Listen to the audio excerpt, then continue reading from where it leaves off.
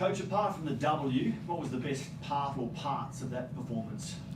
Well, I think we started and talked about the last thing, and I know that you get criticized or critical. I was saying that, and you look around the league, we had Bull Quall in our starting group. We had Kelly in our starting group. And over the last 3-4 weeks, you know, those guys have dropped out. And the starting group, the group that we've had bad starts, wrong starts. And it's not a group that I've had over the course of the start of the year due to injuries.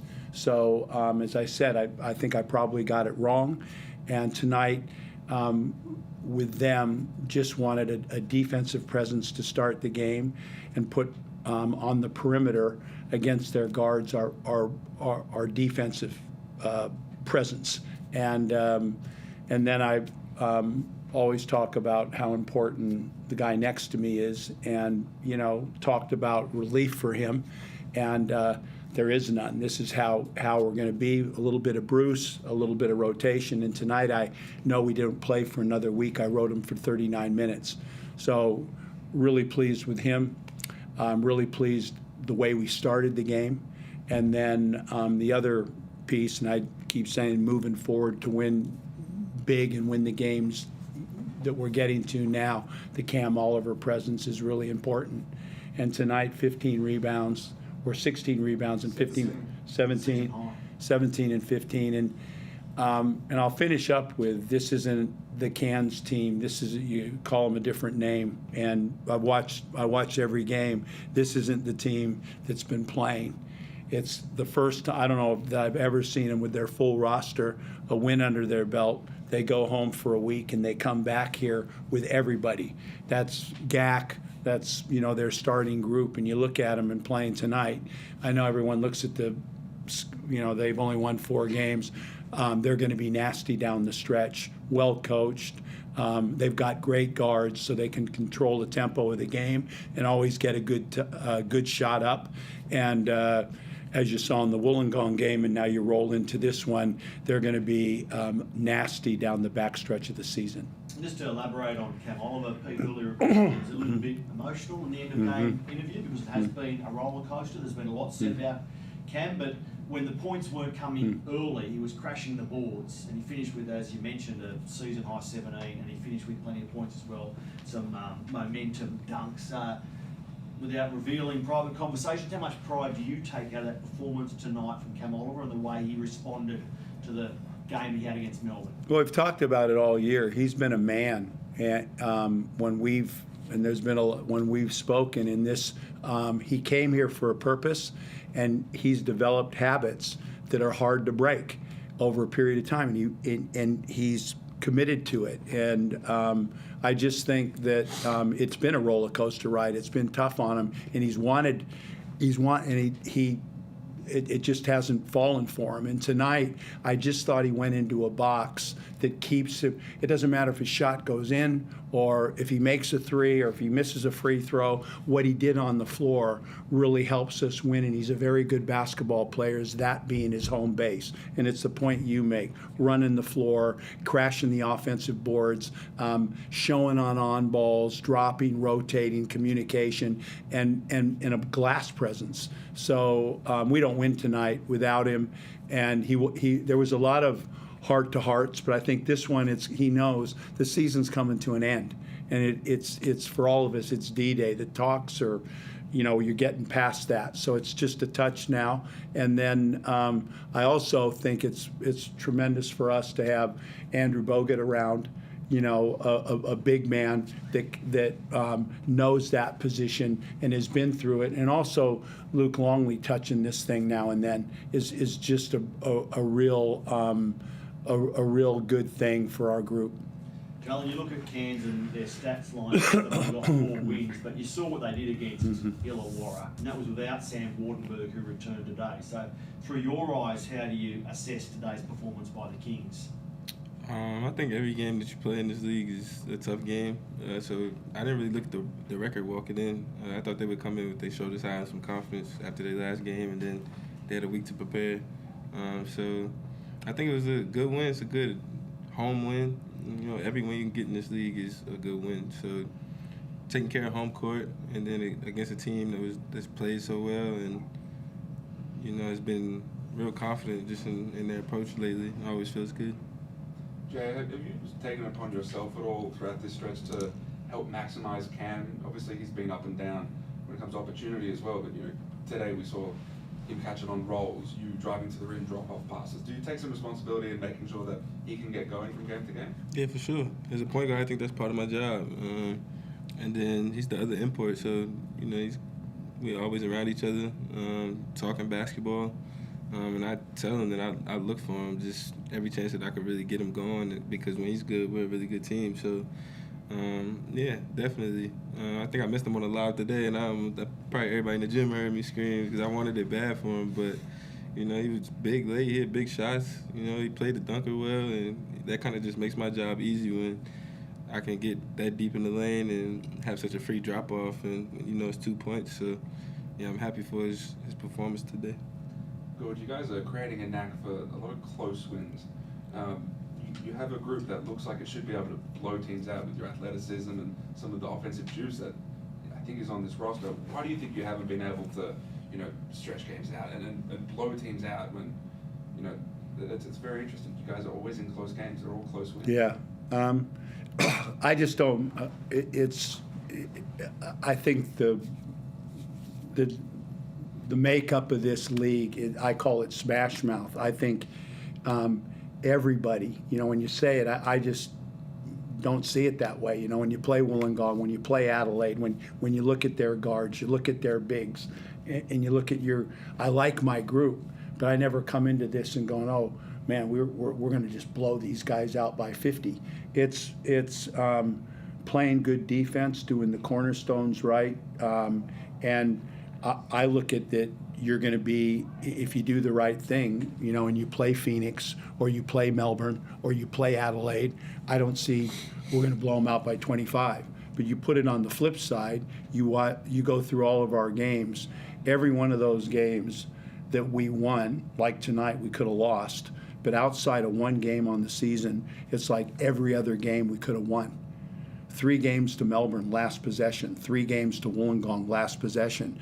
Phoenix, we're down 50. We come back and win. We could have lost that one.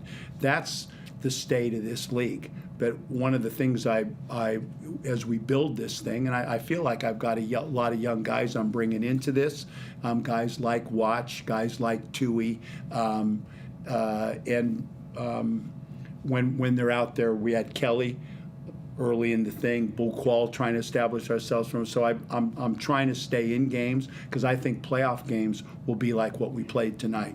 And I'm taking the high road on the other side is we haven't had our pants pulled down and got spanked. We've been in every single game for the whole year, except for the Adelaide home game here where they got away from us. You guys have been the #1 ranked defense for the entire season, practically. What do you like most about what you guys do defensively out there? Well, that's where I think what you said. I like the pressure on the ball that we're putting on the ball, and I think our schemes are good. You know, and that we've got all Tazzy, who probably do it better than anybody, is we have the ability with our bigs to show on ball and rotate. And tonight we have the ability to go to switching. And I think in this league, it's getting back on defense and how do you deal with on balls. And for us, the 2 options we've been pretty good at, and that's what I'm excited about my team. You know, when we go out there, our team is that we've got good length and we're switchable. And tonight with J.A., he had to guard, you know, he played 39 minutes. He had to guard those 2 guards, and he had to switch on to bigs. And I thought he did a good job fighting in on those blocks. As you start this, it's the first year of it, and the culture of it you're trying to build, and it starts with doing the hard things and setting standards, driving standards, and not the non-controllables. And I think for us this year, defense is a big statement, because that's something. It's not making shots. It's not being pretty with a play or being. That's something where you have to dig deep. And to me, that's a standard in culture. So we've talked a lot about the defense, put together a group that I think could be good defensively. And for the first year in it, I think we're moving in a really good direction. Can you remember the play late in the game on the line, full court press, you beat that, Quatnoy scored to seal the game. What did the coach think of the team's poise in that situation? Because it could have gone either way. You know, we've struggled with the board, the whiteboard, you know, coming in, and at the timeout, I knew if the ball went in, if they score, we got to be in press break. And, you know, X, you take the ball out, you two guys are in the elbow and man in the middle. And a lot of times you put something on the board and it's the heat of the moment, you get out there and it's not done. And tonight, because they were in this situation and won in Wollongong, so they make the free throw, and we had the guy there, we had the guy behind the ball, the guy in the middle of the floor, and ball sideline. So they were all in the right spots and they executed it perfectly. And credit to them. And when you get close and you're seeing some great plays from Tassie, some great plays I thought from Adelaide in that close game, from the coach on the board, from side out of bounds and under out of bounds for game winners to go ahead. That's what this thing's getting about now. So that was a real nice thing for us. Do you sleep a bit easier at night with Quatnoy's ability to change momentum off the bench at the moment? He's been incredible. He's been incredible because it is a thin line, and I really think, you know, he's having a career year.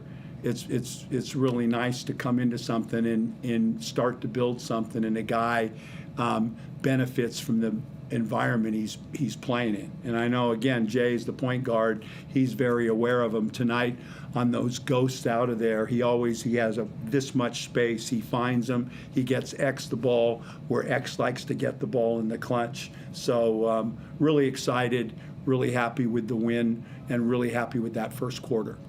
Before that quad dunk, obviously I think Tui had it in the corner. Over the past 2 weeks, we've seen Chris Golding throw it away. That was in this building.